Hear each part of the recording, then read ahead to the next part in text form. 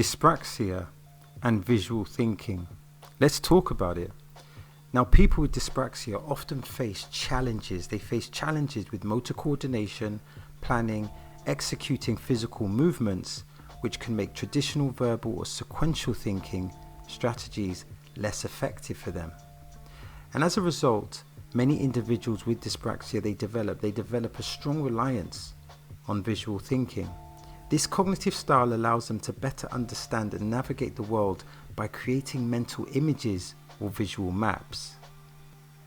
So visual thinking compensates for difficulties in coordination, and it compensates for sequencing, providing a more holistic and immediate form of information processing.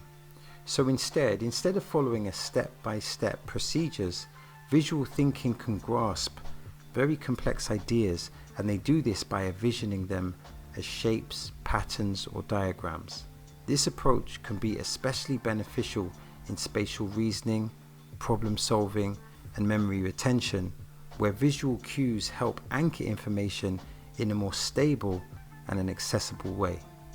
And this visual strategy can also enhance creativity and innovation.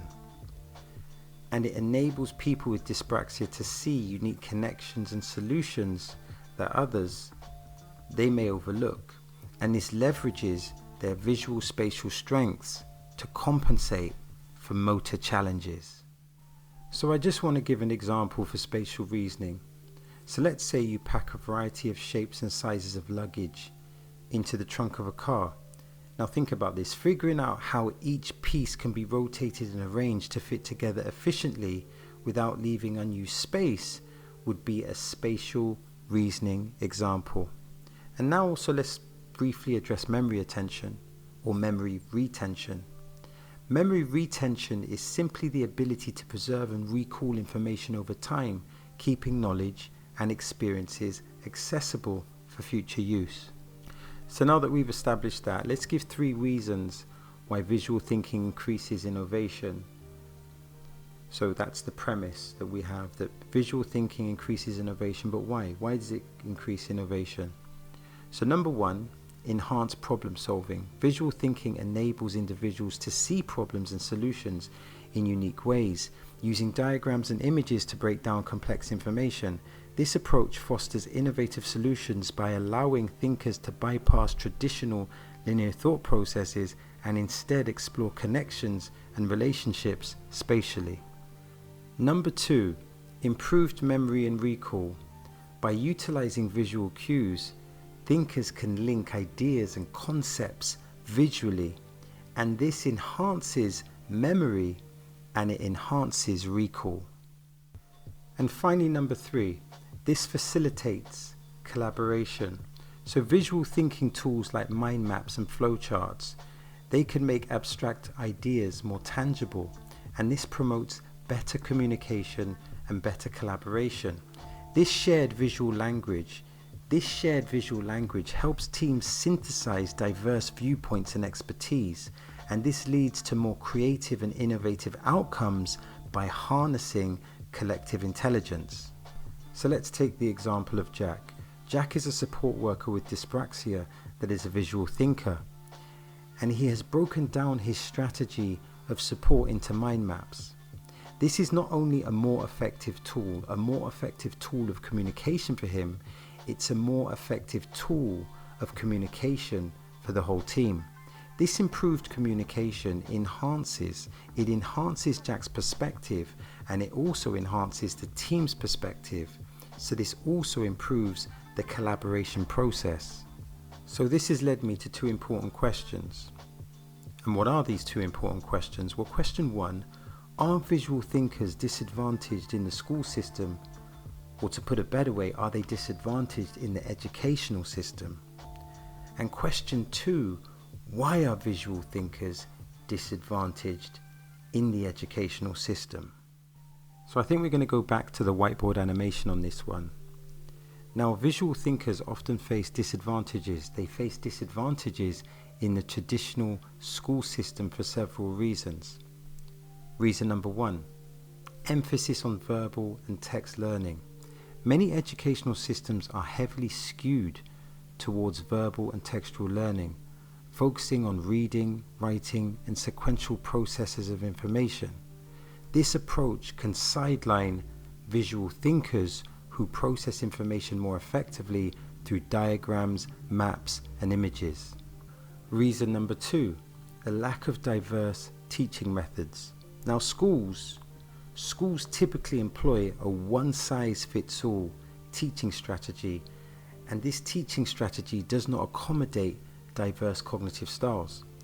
Visual thinkers may struggle when information is primarily delivered through lectures or text-based materials without accompanying visual aids or hands-on learning opportunities. And reason 3, a slow adoption of technology. Now, while some educational technologies support visual learning, like interactive simulations or visual programming languages, many schools are slow to adopt these tools. And this delay can prevent visual thinkers from accessing resources that match their learning style. And this limits their ability to engage fully with the material. So this led to another question. Why? Why is visual thinking powerful? Now, this question has a premise, and that premise is visual thinking is powerful. And I accept that premise wholeheartedly. So visual thinking, it harnesses the brain's ability to interpret and remember visual information, and this makes complex data more accessible and more understandable. It also aids in identifying patterns, relationships, and hierarchies, and this enables more effective problem solving and decision making. So this approach fosters creativity and innovation by allowing individuals to explore ideas and scenarios through visual simulations. Now, visual thinkers are adept at transforming abstract concepts into concrete visual forms, enhance learning, communication, and collaboration. Now, I'm thinking that all sounds a bit of a mouthful, so to answer this question, let's look at 2 jobs that are particularly well suited for visual thinkers. Now, job 1 is a graphic designer. They create visual concepts to communicate ideas that inspire, inform, and captivate consumers. And finally, job 2 is an architect. Now, architects use visual thinking to design buildings and structures, balancing aesthetic considerations with functional and spatial requirements. So let's conclude in whiteboard animation. So in conclusion, visual thinking is a way a lot of dyspraxic and neurodivergent learners process information, and there are many benefits to visual thinking, not only to the individual but also collaboratively and to the marketplace. The issue is that the educational system prefers or caters towards verbal thinking. Now, I'm mainly talking within the British context, and of course there may be exceptions to the rule, but this is a serious problem. Now, if neurodivergent people with dyspraxia mainly use a visual thinking style and the education adapts a verbal thinking style, are we not failing dyspraxia and neurodivergent learners? And is this abiding to the Equality Act, where reasonable adjustments are necessary? They are necessary to remove barriers to the disability.